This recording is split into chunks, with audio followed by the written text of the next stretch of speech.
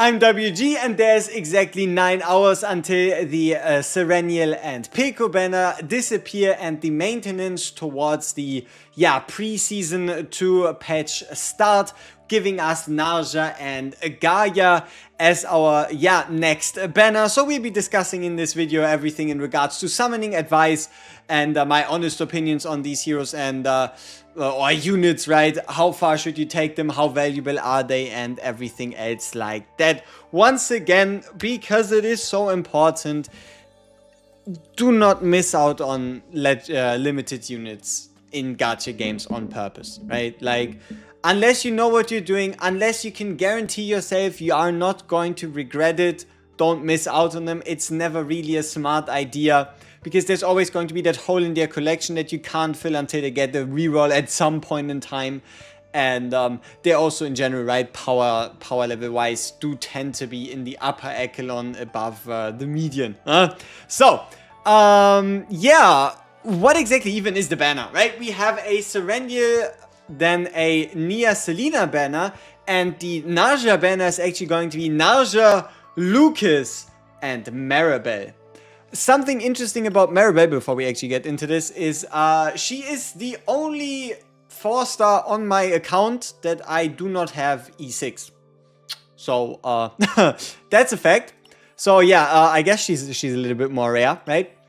But no, let's talk about the important part, right? So make sure you get yourself a copy of Sereniel at the absolute minimum. Regardless of if you want to use her or not, get yourself one Sereniel. Please. Thank you.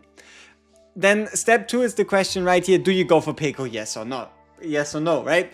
At the end of the day, she is the only agent, right, we currently have with a permanent ego skill.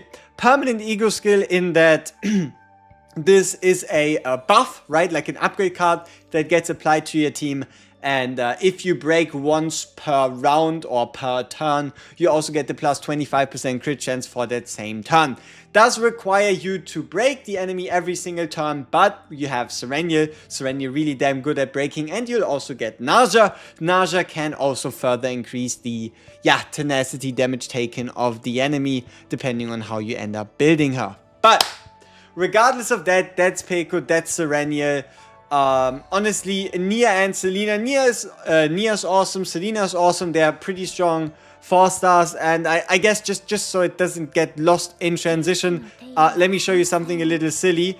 I wanted to aim for a very specific Selena build, right? And honestly, it's been the most I've played in a while. Look at the dates, right? This is all pretty much one 24-hour instance. So she's definitely, did I get the build? No. She's definitely worth the time. She's a fun unit, and she is going to be honestly really, really sweet also in the tower. Like, for example, how this card right here says, for 1 turn when performing an attack, weakness 100% chance to trigger coordinated attack. Ha! Silly you. In the tower mode, every unit is type effective, meaning this has a 100% trigger chance. For any unit that attacks, right, regardless of typing, because every type is effective. But that's like the side parts. Honestly, Nia and Selena though are none of the units you actually have to summon for. You also don't need any specific breakpoints. If you're looking for damage, obviously you'd want to get to like E6 on Selena for that extra mark, and you wanted to go on to like E2 or E6 on Nia for the increased damage up until deck shuffle, or also at the beginning, right? But it's not that important. Same with Peko, right? But one copy of each. It's a good idea, right? It's a good idea. Now, outside of that though, how many Sereniels do you need? 0 is fine, right? 0 is absolutely fine, especially, right, if you're tight on summons and the like. You can always use these Omega codes. You'll get 1 per season. At least that's the current accumulation rate. You can use those to go higher, right? 0 is absolutely fine. E1 is now a bit better than it was before with the recent change, but E2 is really the next step you want to go to. And the most important part about this is it's mainly chaos quality of life. and might come in a bit more clutch for other fights, but overall this is just like you go into a battle, you get 2 lasers, after 2 uses they're all gone, right? But that can really help you because you're fighting or starting a lot of fights in a chaos. And also having this, when a homing laser is drawn at the start of your turn, meaning it's your one of the 5 you draw with the start of your turn, you get an additional draw. It's good utility, but it doesn't necessarily make it that important to have. This right here is just a up to plus 50% damage bonus to all cards. And then this liberated memory right here is, yeah, it's a bit better than what the description might make you think. And that is when an ally inflicts Ravage, which also includes Sereniel. So basically when the team, this should say, when the team inflicts Ravage, Sereniel then inflicts an 80% hit for each segment of the ravaged enemy's max tenacity bar. So if the enemy has 10 bars, you do 8 times 10 damage. Though this damage also seems to be increased from other damage buffs and the like, so you'll actually get a bit more out of it than 80% per bar. Something that's a bit confusing is that they decided to also have her shout out Cobalt Light when she does it. So yeah, it's not like you can actually use Cobalt Light twice, it's just, I guess, the same voice line. But yeah, long story short, E0 totally fine if you want the most like smooth ride, you go E2. If you want to stop reasonably, you stop E4. And if you're all out, I mean, then you're at E6 anyway, right? Partner, honestly, don't. Like, unless you got money for days and you don't know what to do with all your resources, don't go for more than a singular copy of Peko. It's not worth it, right? It's not worth it. So now that we have this out of the way, let's talk about the mainstay. Let's talk about Gaya. Now for Peko, honestly, unless you've got money for days, and even then I'd say it's not worth it. There is no point for you to go beyond having a singular Peko. She does her stuff, she gives you the crit chance, she's happy while doing it, and that's about it. You really do not need that additional extra bonus. And obviously something that's good for her as well is like the attack bonus combined with the additional bonus combined with the multiplicative bonus, but at the end of the day, 1 Peko is more than enough. Now, Narja, on the other hand, what about her? Narja is going to be a non-limited unit, right? So you'll always be able to get her, and when her banner ends, you're going to have a 1 in 14. So it's going to be a, yeah, like 7%, right? Like a 7% chance for you to get Narja on your next off-banner pity, or, right, like a obviously a 1 in 14 on your standard summons. You could also have the wisdom, the foresight to now start saving your standard summons until she moves into the pool after, and that is because in terms of power she does absolutely earn it. The main things that she does are, yeah, basically that right here. She has Voracity, which is a 30% damage bonus, and she has Predation, which is an 80% damage bonus. She can get that through multiple sources, and those are the ways she, yeah, you could say supports the team, but also herself. Then she has multiple other different cards, but the things that like jump into your eye first are going to be the fact that she has the ability to reduce costs of card in hand. She could also trade this cost reduction to a, for 1 turn, 100% defense-based damage bonus. Interesting to see here will be, is it stacking the damage bonus or is it stacking the turn count? I'd probably put my money on turn count.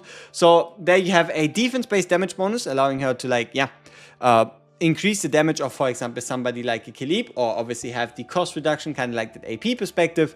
And then here we have another buff, a buff to the damage amount of basic attack cards. So for example, for Shizuru and for Mei Lin, as for the moment the main beneficiaries, or any basic attack characters in the future.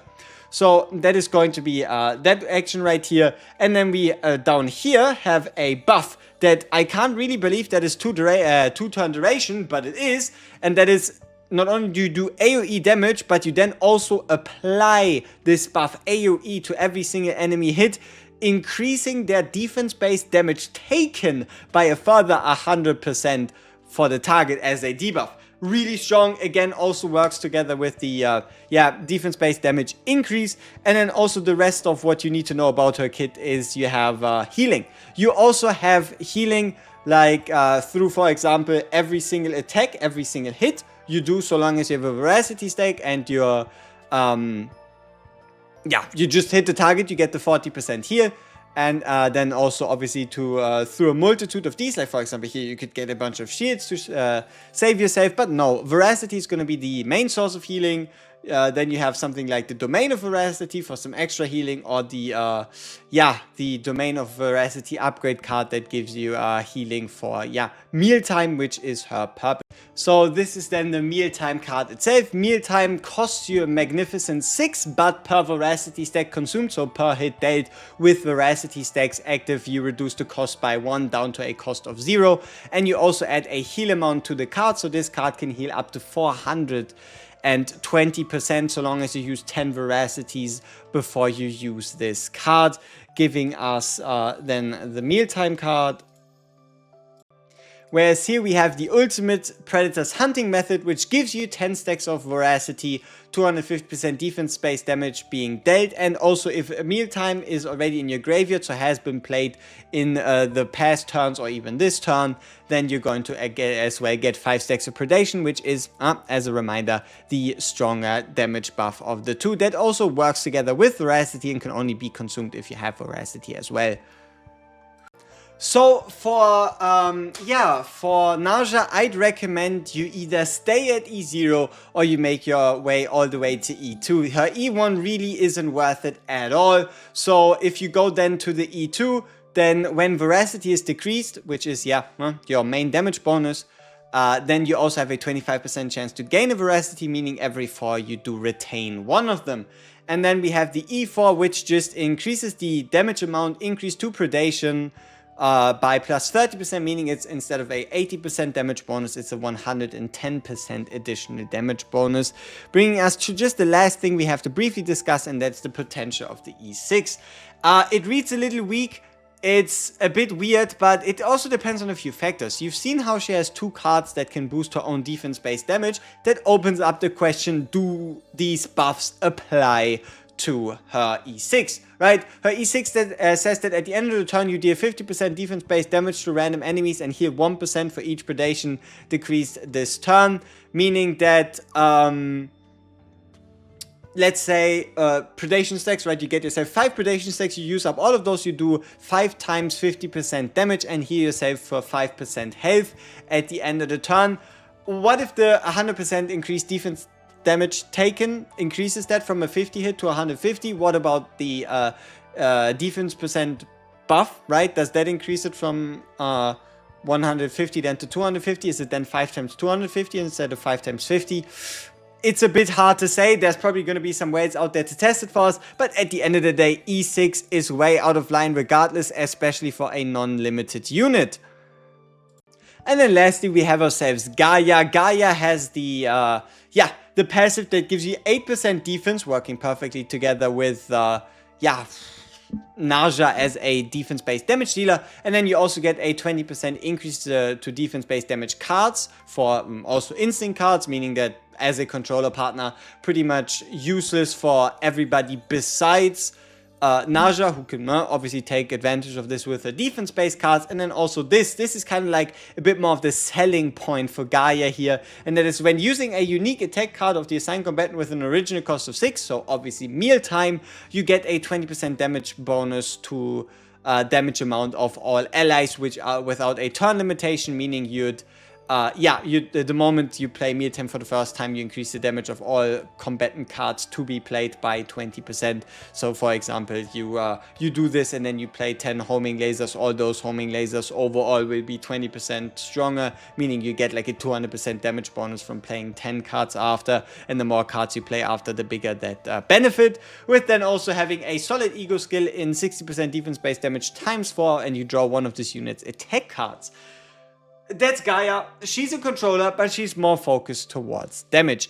If you wanted to do anything for Narja, then you go 1 Narja, 1 Gaya. But that doesn't mean that Narja doesn't have access to some other, pretty sweet, partners,